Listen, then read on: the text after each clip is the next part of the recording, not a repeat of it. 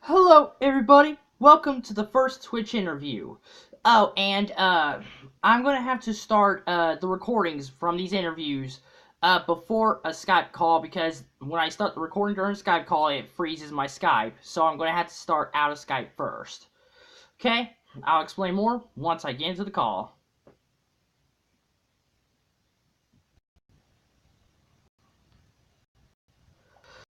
Okay, everybody. Today I'm interviewing JMParker1989 from Twitch. Hello, everybody. The interview is just going to be the same, everyone, just like the YouTube. I'm just going to ask him questions related to Twitch. And like some other questions also, if I can think of some. Okay. So, Parker, when did you first get into gaming? Gaming I started back in, oh man, it's going to be a minute. I was in second grade. I got my first video game system ever. It was a Super Nintendo, actually. It was a Super Nintendo. And the first game I ever played was Super Mario World. And I knew from that moment I was meant to be a gamer. Everything in my life revolved around games at that point. So at that point, I've owned everything from the Super Nintendo to the Nintendo 64, GameCube, the original Xbox, Xbox 360, Xbox One, all of the PlayStations, like everything. I've had to do gaming. Gaming's my life, man. The gaming is everything, and gaming is an amazing community. Amazing answers. Okay, why did you start Twitch? That was a rough thing, and that really revolves around what happened before. I was in a very dark part of my life where I was making very poor choices, hanging around the wrong people, and it came so far as to me getting arrested for stealing and selling drugs and literally having guns pointed at my face for making just again the wrong decisions. And I was sitting on the couch, and then one of my friends said, "Hey, I stream on Twitch, and I do this thing like every so often. It's fun." So I checked out the website, and I was looking up a couple favorite games, and all of a sudden I got hooked by watching one of my favorite streamers, who became one of my favorite streamers. And I knew from that moment I needed to be a part of it. The community was just so amazing, and I took all the money from a lawsuit that I had gotten for a motorcycle accident. I bought a streaming setup, and then the rest is history. I knew I needed this is something that I needed to do, and I never regret the decision for it. It has changed my life in the best ways possible. And I never expected interview to get a little dark like that. Well, it's not dark. It's just a true story. I mean, Well, everybody yeah, goes I through downsides, and apologize. some things save people's lives. Okay, was it hard trying to figure out what games you wanted to stream on Twitch? That's going to be a hard question for anybody to answer because it really falls down to not only what you're going to stream and when, but you got to find out what's good for the viewers and good for viewership and ultimately for growing your channel. You want to find games that are ultimately fun for you, and that's kind of where Destiny came into play. I play Destiny religiously because I love the content. I love doing the same thing over and over again. It never tires. But I also wanted to branch out and do other things too, like old retro games and things like Super Mario, Zelda, Metroid. I've even gone so far as to play Spyro a couple times. And you play what you love, but at the same time with Twitch, you want to be able to expand your channel, so you want to expand what people love watching you play. So true. Brings in games brings in certain viewers. Very true. Okay, who was it that inspired you to stream on Twitch? My inspiration for streaming, hands down, was the number one Destiny streamer who started the Destiny community on Twitch. His name is Gathalion. Gathalion is also known as King Gathalion on Twitch, and he is the guy. He is really who set up the whole community for success. He is the one who founded the environment, the feel, the way he approaches his channel, the way that he presents himself. He's actually one of the people that I mimic very, very well. I hope to emulate him in such a profound way. He's such a family man, and he balances out his life with gaming, and he's so passionate about it. And it's not easy to say, hey, you know what, you are an inspiration, because it takes a big man to go up to another man and say, hey, you're the reason why I want to be as successful as you are.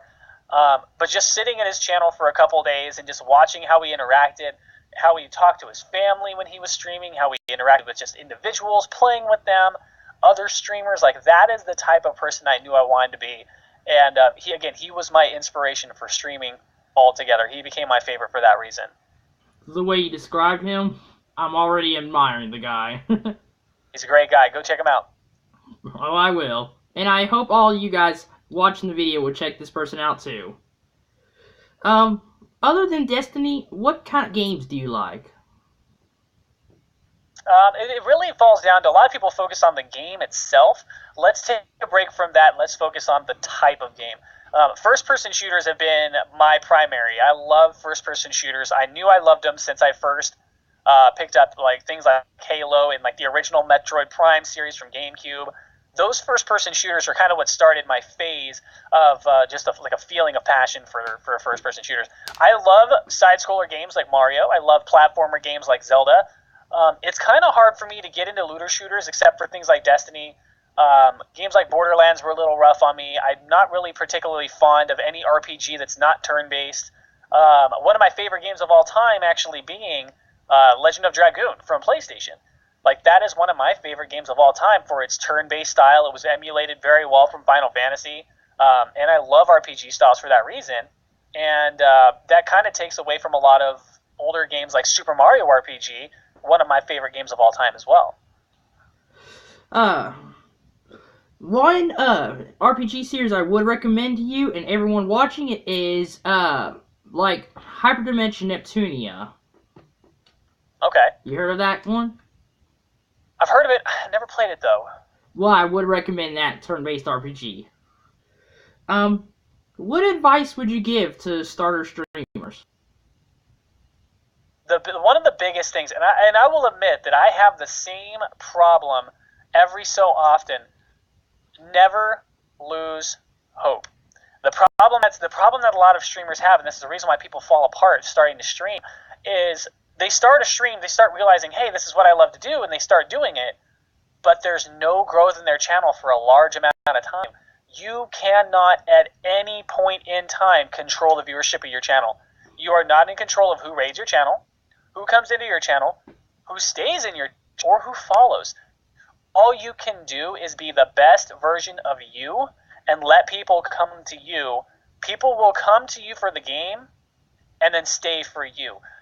And a lot of people forget that you have to be able to grind. You have to be able to commit.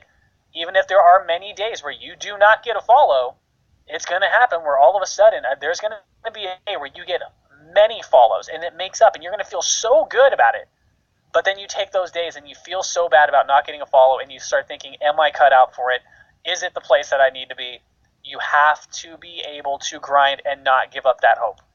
Yeah, not getting viewers is one thing that really puts streamers down a lot most of the time. Mm-hmm. Absolutely. I honestly feel that way. I do get down about it, but I do not give up about it. Same with the views on my YouTube channel. Yep. It is perfectly natural. Actually, that brings me up another recommendation. When I say give the best version of you, you must be giving the most positive version. If you show people that you hate the game, they're not going to come in anymore because they want you love what you do. And I've seen many of streamers fall apart because instantly they said, oh, I hate this game. Oh, I hate the people that are playing this game. Oh, I hate the community. The community is not the same anymore. And then their channel falls apart. And then they wonder what happened. But they stopped caring for what built them in the first place. So you got to remain positive. Yeah, but would it be bad if someone suggested a game and the person streaming said they didn't like it? That's purely opinionation. I really feel that streamers, if they were going to give a negative opinion about the game, they should wait until after stream. Don't badmouth the game. You could say, hey, you know what? It's not really my forte of game. Don't go into details. Just say it's something more or less that I would have to talk to you off stream for. Because again, negativity in channels, viewers pick up on that and will immediately walk away. They don't care about negativity. They want to see you succeed. Yeah. So yeah, something like that. Yeah, you want to stay away from anything like that until after stream. Yeah. Okay, next question. What plans do you have for the future on Twitch? It's really difficult because I mean you cannot control how fast or slow your channel grows. Ultimately, my main goal on Twitch is to immediately partner. I want to become a partnered streamer who can eventually take it and become a full-time streamer. As with anybody who gets onto Twitch with the intention of taking it as a career. My eventual goal after that is to start moving into YouTube content creation more than what I already am, and eventually settle down to where this is my full-time job, being a content creator, making things for the viewers, for you, and settling down. I just want to settle down and have a relaxed life, sharing the community for charity, growing the channel, becoming one of the most positive places you can ever go to, and giving back to you, the viewers, and the people who make the channel worth living. Well, yeah, that's definitely one thing I would love to do in my life, like trying to earn money for like those charities and also to help support my family. Exactly. Like, are you happy with where you're at on Twitch? Do you feel like you've accomplished anything since you started? I will definitely say yes, absolutely. Being at like 900 followers so far, it may not seem like a lot, but you also have to think that is 900 and over 900 people that are coming into your channel and saying, hey, I like what you do. I want you to continue doing what you're doing. Here's my follow for support. I have made hundreds of dollars in donations from streaming, things that I normally never would have expected, and I never ask for, never require of it. It just is a thing that happens. I definitely say that I love the channel where it's at. Can it continue to grow? Absolutely. It will continue to grow. But you got to be happy naturally with where you're at and always strive to do better than you did the day before. That's always what you need to do. Okay, and that's all the questions I was able to think of. But I'm going to ask one question that's kind of off topic that's not Twitch or video game related. Just for us to get to know you a little more, I guess. Like, what kind of TV shows are you into? Everybody's got their different forte of TV shows. For me, things like I'm all about animated comedies. So things like Family Guy, Futurama, American Dad. Futurama is my full favorite anime of all time. I love the storyline. I know everything about it. I consider myself a Futurama guru. I love Game of Thrones. That is one of my favorite shows of all time. I'm trying to think of others. But whenever I have time away from working on my master's degree, I'm usually, if I'm not on a video game, I'm a couch potato watching Futurama or Family Guy. Do you like American Dad and The Simpsons?